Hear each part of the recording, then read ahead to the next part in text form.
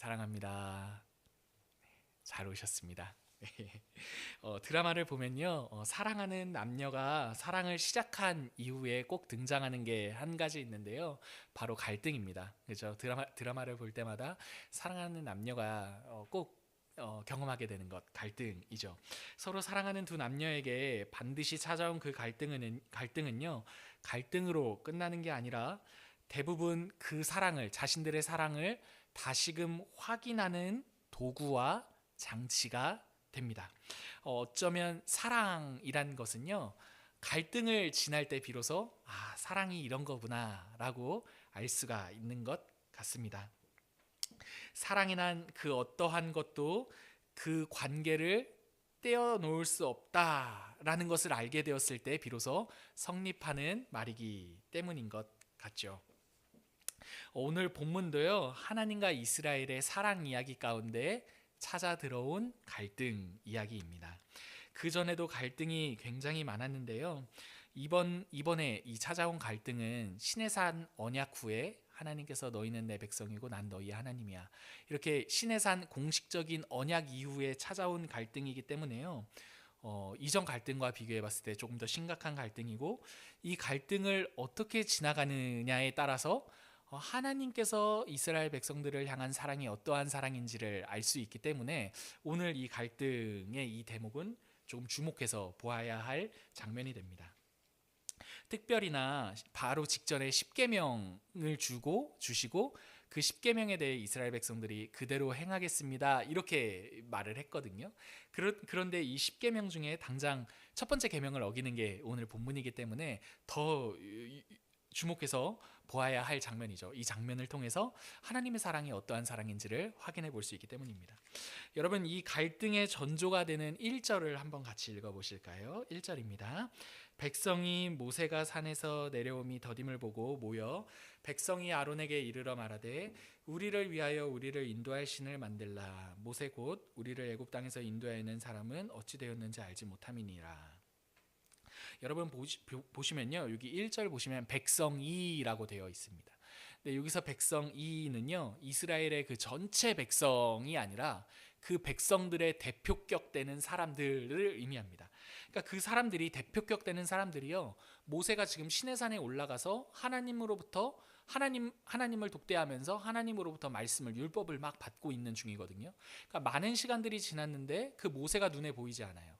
그러니까 백성들이, 그 백성의 대표가 되는 사람들이, 발언권이 있는 사람들이 뭐라고 말하느냐 하냐면, 야, 우리를 인도할 신을 만들어라. 모세가 우리 눈에 보이지 않는다. 하나님이 우리랑 함께 하시는 게 맞냐? 모세도 우리 눈에 없고 하나님도 눈에 보이지 않으니까 야, 이거 뭐 이래서 되겠냐? 당장 우리 눈에 보이는 신을 만들자, 이렇게 말합니다. 갈등의 전조는 이스라엘 백성들, 그 대표들의 요구들로부터 시작되었습니다. 이 요구는요, 자신들의 눈에 보이는 신을 만들어 달라라는 것이었습니다. 여러분, 이 대목이 굉장히 중요합니다. 눈에 보이는 신을 만들라. 모세가 산에 올라가 그의 내려옴이 더디자 이스라엘 백성들 안에는요, 그동안 모세와 하나님에 대해 쌓여왔던 불만이 이제 공개적으로 터져 나오게 된 것입니다. 그 불만은요, 이러한 거죠. 하나님을 우리가 통제할 수 없다. 이해가 되시는지 한번 생각해 보십시오. 이 백성들이 뭐라고 말을 하느냐 하냐면, 눈에 보이는 신을 만들어 달라, 이렇게 말합니다. 그러니까 이 말을 반대로 생각해 보면, 눈에 보이는 신을 만들라고 하는 건, 눈에 보이는 신은 통제가 되는 신이거든요. 그들의 눈에 보인다는 건 통제가 되는 신인데, 눈에 보이는 신을 만들어 달라고, 통제되는 신을 달라고 했던 건 그동안 그들 안에 어떠한 불만이 있었는가 하니, 하나님은 우리가 통제할 수 없는, 도통 감이 오지 않는 신이다라는 것을 방증합니다. 이 이스라엘 백성들이요, 하나님을 통제할 수 없다라고 생각하는 것은요, 그들이 이전에 애굽에서 섬겼던 신과 하나님은 너무나 달랐기 때문입니다. 애굽에서 섬겼던, 이스라엘 백성들이 섬겼던 그 신들은 어땠는지 오늘 본문을 통해 알 수가 있습니다. 본문 2절과 4절, 그 내용이 어떠한 내용인지 알 수 있는데요, 한번 2절과 4절도 같이 한번 읽어보겠습니다. 아론이 그들에게 이르되 너희의 아내와 자녀의 귀에서 금고리를 빼어 내게로 가져오라. 모든 백성이 그 귀에서 금고리를 빼어 아론에게로 가져가매 아론이 그들의 손에서 금고리를 받아 부어서 조각칼로 새겨 송아지 형상을 만드니 그들이 말하되 이스라엘아 이는 너희를 애굽 땅에서 인도하여낸 너희의 신이로다 하는지라. 여러분 2절부터 4절은요 이스라엘 백성들에게 익숙한 신을 만드는 장면입니다. 그러니까 이스라엘 백성들이 애굽에 400여 년 동안 있으면서 그들에게 익숙한 신을 만드는 장면인 거죠. 그들이 애굽에서 섬겼던 그 신들의 특징은요 그들의 눈에 보이는 어떠한 형상이었습니다. 4절을 보시면요 때문에 조각칼로 새겨 송아지 형상을 만들었다라고 하는데요, 이는 눈에 보이는 신, 그죠? 눈에 보이는 형상을 만들었다는 것을 알 수가 있습니다.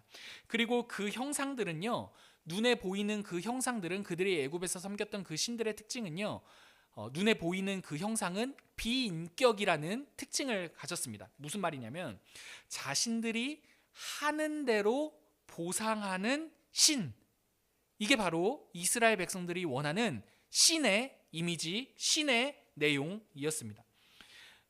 왜 하필 그들이 만든 형상이 송아지인가? 이 내용이 또 주목해서 봐야 될 내용인데요. 애굽에서는요, 여러분, 그 송아지가 힘과 풍요의 상징이었습니다. 힘과 풍요. 오늘날의 힘과 풍요는 뭐죠?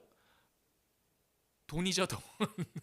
오늘날의 힘과 풍요는 돈인데 당시에는요, 여러분, 송아지였습니다. 그러니까 이들이 눈에 보이는 신을 딱 떠올렸을 때 당장 만들 수 있는 건 송아지, 필연적으로 송아지가 되었던 거죠.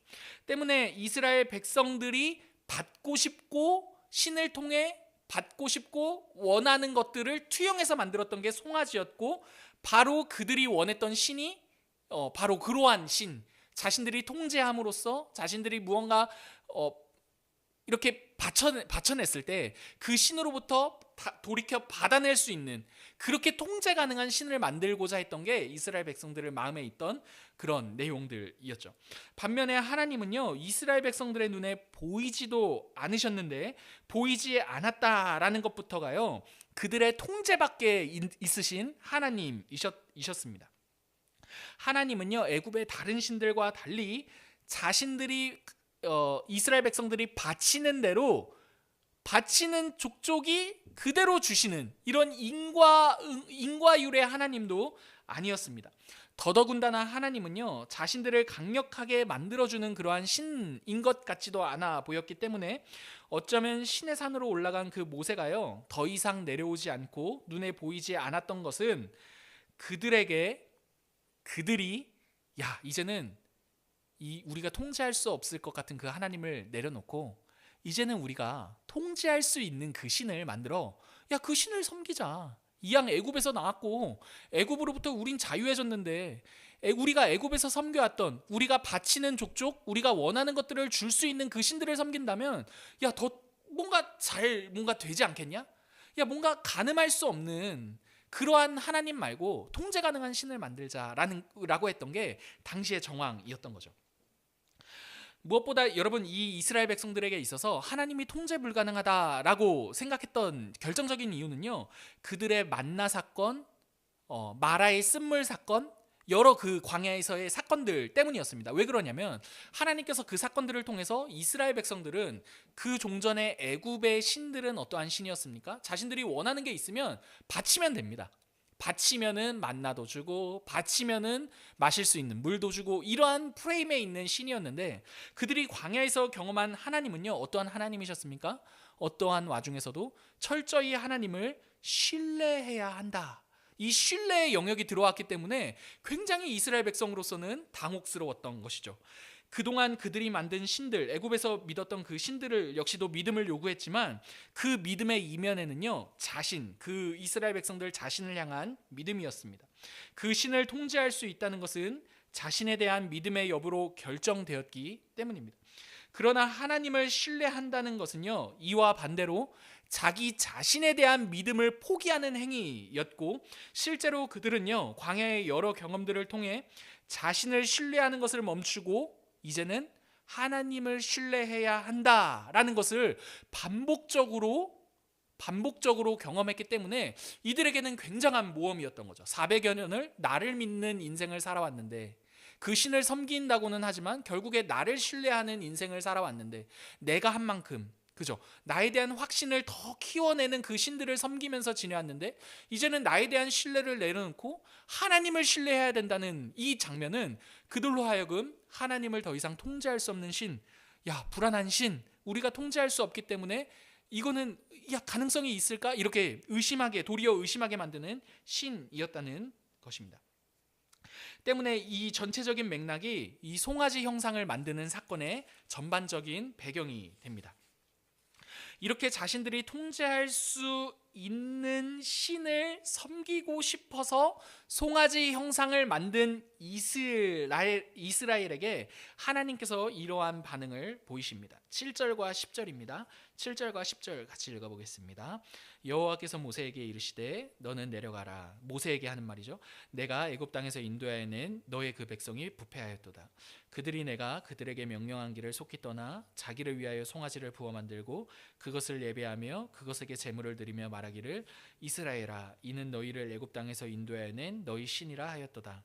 여호와께서도 모세에게 이르시되 내가 이 백성을 보니 목이 뻣뻣한 백성이로다.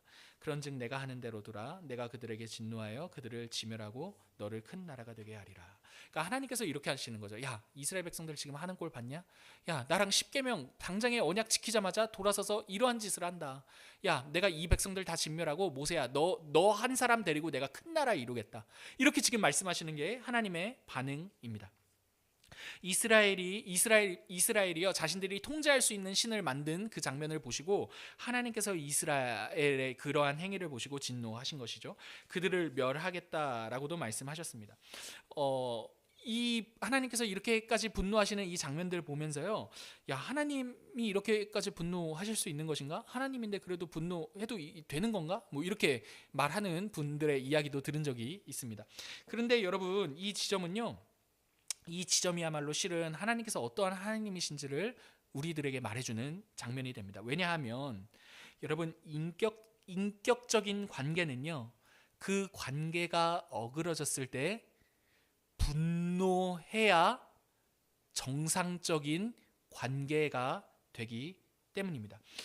여러분, 물론 하나님을 우리와 똑같은 우리의 수준으로 생각해서 우리와 똑같은 그러한 분노를 조절하지 못하는 그러한 분이시다라고 말할 수는 없겠지만요, 그럼에도 하나님께서는요, 이스라엘과 맺은 그 관계, 그 언약 관계가 깨졌을 때 분노하시는 분이십니다.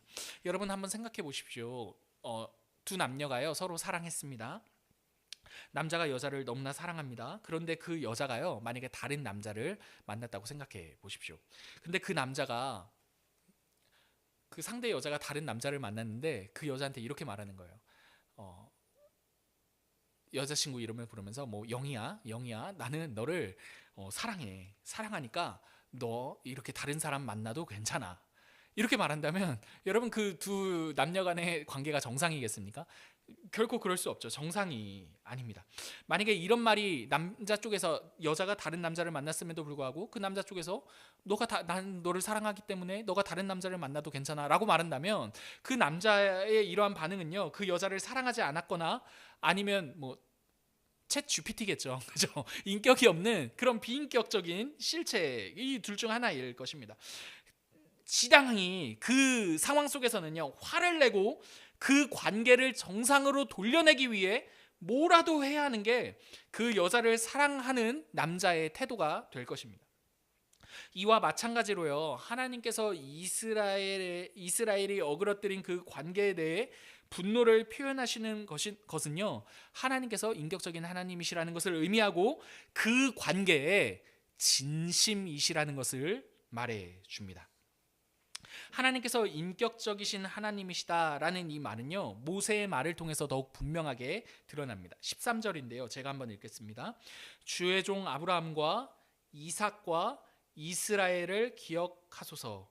주께서 그들을 위하여 주를 가리켜 맹세하여 이르시기를 내가 너희의 자손을 하늘의 별처럼 많게 하고 내가 허락한 이 온 땅을 너희의 자손에게 주어 영원한 기업이 되게 하리라 하셨나이다. 13절 보시면요, 모세가 말하는 하나님은 어떠한 하나님이시냐 하냐면 아브라함과 이삭과 야곱과 그 이스라엘이죠. 야곱과 약속을 하시고 그 약속을 지키시는 하나님이십니다라는 그러한 하나님이라고 고백합니다. 여러분, 약속을 지킨다라는 것은요, 인격과 인격 사이에 할 수 있는 최고의 신뢰의 행위입니다. 여러분, 서로의 관계 안에서 서로에 대한 신뢰가 가장 밝히 드러나는 지점이 바로 약속입니다. 약속. 그래서 여러분, 관계의 최고의 아름다운 장면으로서 사랑은 약속이죠. 여러분, 결혼식 보시면요, 두 남녀가 약속을 하잖아요. 그죠? 결혼식을 언약식이라고 부르는 이유가 되기도 하죠. 이처럼 결혼은요, 사랑하는 두 사람 사이의 약속입니다.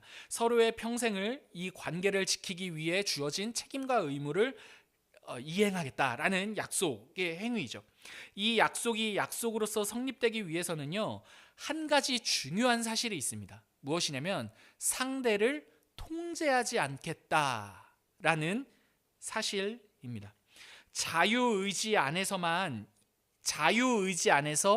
서로 간에 이 약속이 이행될 때 비로소 약속은 약속으로서 역할을 하게 됩니다. 만약 상대에게 칩을 심어서, 막 전자칩을 씹어서요, 상대에게 그 약속을 이행하게 만든다면, 그렇게 자유의지를 구속하고 통제한 상황에서 약속을 지키게 만든다면 그 약속은 약속으로서 참될 수가 없습니다. 그래서 이 관계 안에서, 이 약속이라는 이 관계 안에서 굉장히 제일 중요한 것은요, 상대를 통제하지 않는 서로를 향한 믿음입니다. 마치 주례사 같은데요. 여러분, 주례사가 아니라 여러분 계속해서 들어보십시오. 여러분, 이 장면은요, 왜 제가 이렇게 말을 했냐면, 서로 통제하지 않는 서로에 대한 신뢰가 약속에 있어서 굉장히 중요하고, 이게 인격과 인격 간의 관계에 있어서 제일 중요한 내용이라고 말하는 이유는요, 하나님께서 이스라엘 백성과 그러한 관계를 맺으셨기 때문입니다. 여러분, 이전에 이스라엘 백성들이 애굽에서 섬겼던 그들의 신은요, 결코 이러한 인격적인 관계 안에서의 어떤 관계가 아니었습니다.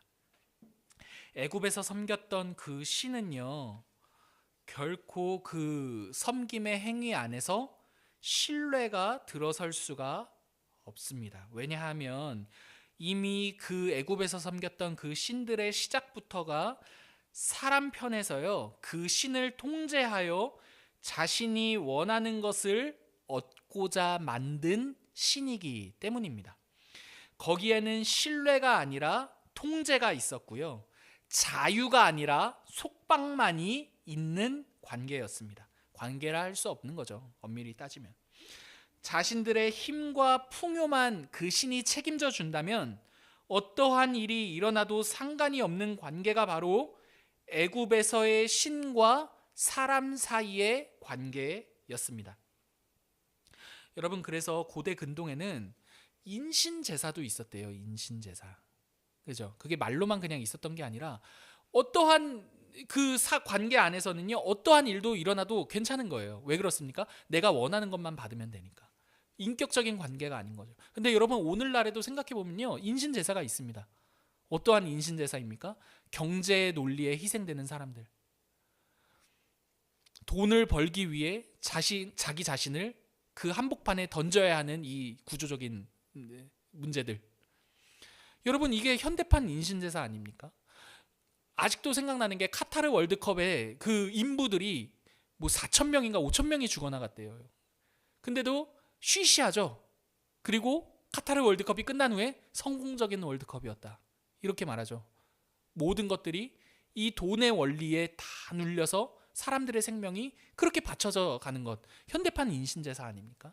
여러분, 이렇게 이 애굽에서, 이스라엘 백성들이 애굽에서 섬겼던 신들은요, 이렇게 사람 사이의 어떤 신뢰와 그런 것들이 아니라 내가 원하는 것들만 받으면 되는 신이기 때문에 굉장히 그 사이 안에는 비인격적인 내용들이 다분했습니다. 그래서 우상 숭배는요, 여러분, 결국에 우상을 숭배하는 그 사람을 파괴하게 만듭니다. 왜 그렇습니까? 그 안에는 어떠한 인격적인 내용도 담아질 수가 없기 때문입니다. 하나님께서는요, 모세의 호소를 통해서요, 자신의 뜻을 돌이키시고 다시금 자신의 백성을 신뢰하겠다고 결심하십니다. 이스라엘과 하나님과의 관계는요, 하나님의 신실하심으로 다시금 회복되고 유지되는 것이죠. 이스라엘은 그 관계에 요구된 신실함을 깼지만요, 하나님께서는 그 신실함을 깨지 않으셨습니다. 만약 이스라엘을 통제하는 신이었다면 이스라엘 백성들은 실패한 백성이었을 것입니다. 왜냐하면 그들의 통제 안에 있는 신은 그들이 행한 대로 보응하는 신이기 때문입니다. 그러나 하나님은요, 이스라엘 백성들이 통제할 수 없는 신 하나님이셨습니다. 그들이 통제할 수 없다는 것은요, 불안한 요소가 되는 것이 아니라 오히려 이스라엘 백성들에게 유익이 되었습니다. 왜냐하면 하나님은 그들이 만들 수 없는 하나님이요, 그들의 생각보다 크신 하나님이었기 때문입니다. 그들의 통제 밖에 있었던 하나님은요, 그들의 불안 요소가 되는 것이 아니라 그들이 그 약속을 지키지 못했음에도 불구하고 그 약속을 도리어 이행하시고 지켜내시는 그들의 생각보다 크신 통제 밖에 계신 하나님이셨죠. 사랑하는 성도 여러분, 하나님은요, 어떻게까지 크시며 어떻게까지 통제되지 않으시는 하나님이십니까? 신약에 넘어와서 보면요, 자신의 백성들과 같이 되기까지 크시며 자신의 백성과 같이 되어 그들의 죄를 대신하시기까지 통제되지 않으시는 하나님이십니다. 그러므로 하나님께서 사람의 손으로 만든 신이 아니고 그 당시 애굽의 신들과 달리 통제되지 않으시는 하나님이시다라는 이 사실은요, 그때를 사는 이스라엘 백성들이나 지금을 사는 우리들에게 바로 복음이 됩니다. 사랑하는 성도 여러분, 예수님은요, 하나님이십니다. 예수님은 모세와 같이 우리에게 쏟아질 그 모든 하나님의 진노를 돌이키게 하신 하나님과 우리 사이의 중보자가 되십니다. 예수님은요, 모세보다 더 나아가서요, 하나님 백성이 그 관계를 어그러뜨림으로써 받아야 할 모든 진노를 자신이 대신 받음으로써 하나님과 사람 사이의 관계를 완전하게 하신 유일한 중보자, 완전한 중보자가 되십니다. 예수님은요, 우리의 통제 안에 계신 하나님이 아니라 도리어 우리의 통제를 넘어 우리와 같은 사람이 되셨고 우리를 대신하여 죄를 담당하신 그리스도가 되십니다. 그분은요, 우리가 만드신 신이 아니라 도리어 우리를 만드신 하나님이십니다. 우리를 만드신 그분이요, 우리의 통제 밖에 계신 그분이요, 도리어 우리의 손을 넘어가 우리가 생각한 우리의 생각들을 넘어가 우리와 같이 되셨고 우리의 모든 죄를 대신하신 하나님이시죠. 그러므로 사랑하는 여러분, 우리가 믿는 하나님은요, 사람이 자신의 손으로 만든 그 어떠한 신들과도 감히 비교할 수 없는 하나님이십니다. 여러분 생각해 보십시오. 그 어떠한 신이 사람과 같이 되며 사람을 대신해 죽어 줄 수 있느냐는 말입니다. 여러분, 이 세상 신들의 일반은요, 신을 위해 희생하라고 하고 신을 위해 죽으라고 하지요. 여러분, 이 세상 신들의 일반 아닙니까? 너가 무언가 받고 싶다면 나에게 그만큼 바쳐라. 그러면 그때 내가 그 정성을 보고 주겠다. 여러분, 이게 이 세상 신들의 일반 아닙니까? 근데 우리의 하나님 어떠한 하나님이십니까? 우리를 위해 자신이 먼저 우리와 같이 되셨고 우리를 위해 우리와 같이 되신 그분이 우리의 죄를 지고 죽으셨습니다. 여러분, 예수님이 오늘을 사는 우리들에게 이렇게 물으십니다. 야, 너가 믿는 나는 어떠한 하나님이냐? 라고 물으십니다. 우리의 손에 통제되는 하나님인지 아니면 우리의 손을 벗어나 얼마든지 우리를 위해 죽어줄 수 있고 우리를 위해 자신을 내어줄 수 있는 하나님이라고 오늘 본문이 우리들에게 말해주고 있습니다. 그러므로 여러분, 이 세상을 살아갈 때, 이 우리의 삶의 장면들을 지나갈 때요, 다시금 그러한 하나님께 우리의 시선을 고정하시고 우리가 통제함으로써 우리가 조종할 수 있는 그러한 우상이 아니라요, 도리어 우리의 모든 신뢰와 우리의 모든 사랑을 받기에 합당하신 그 하나님을 바라보며 우리의 삶 살아가시는 저와 여러분 되기를 간절히 기도합니다.